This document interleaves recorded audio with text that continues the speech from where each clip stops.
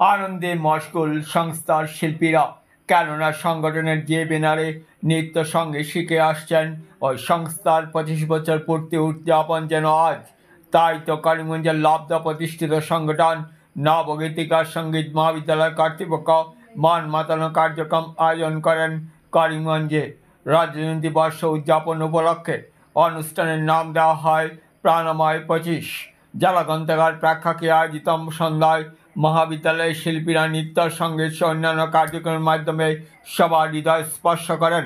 শুরুতে প্রদীপ প্রজ্বলন করে দুদিনের কার্যক্রমের সূচনা করেন রামকৃষ্ণ মিশনের মহারাজ স্বামী প্রেমানন্দজি। ছিলেন অন্যান্য অতিথিরা। রবিবারও রয়েছে আকর্ষণীয় কার্যক্রম।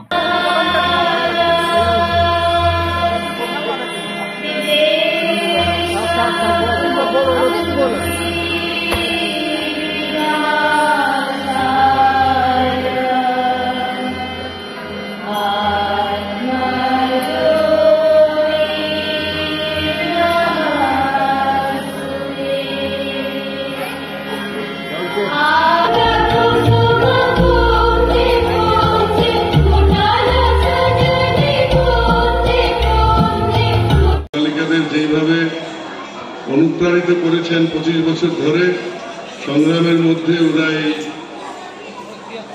সংগঠন থেকে চালাচ্ছেন, স্কুল থেকে চালিয়েছেন, আগামী দিনেও ভালো চালাবেন এবং আমাদের যে সংস্কৃতিকে, ভারতীয় সংস্কৃতি সর্বোপরি বাঙালি সংস্কৃতিকে রক্ষা করবেন এবং সেই পথে ওনারা নিজেদের প্রয়াস জারি রাখবেন। আর আজকালকার দিনে আমরা দেখেছি সবাই একটু কালচারালি আমরা এলিমিনেটেড হয়ে যাচ্ছে। আমরা যেন নিজেদের যে কালচার থেকে রবীন্দ্রসঙ্গীত থেকে শুরু করে সবকিছুই যেটা বাঙালিদের ঠিক কালচার বা ভারতীয় যে সংস্কৃতি তার থেকে আমরা একটু দূরে সরে যাচ্ছি।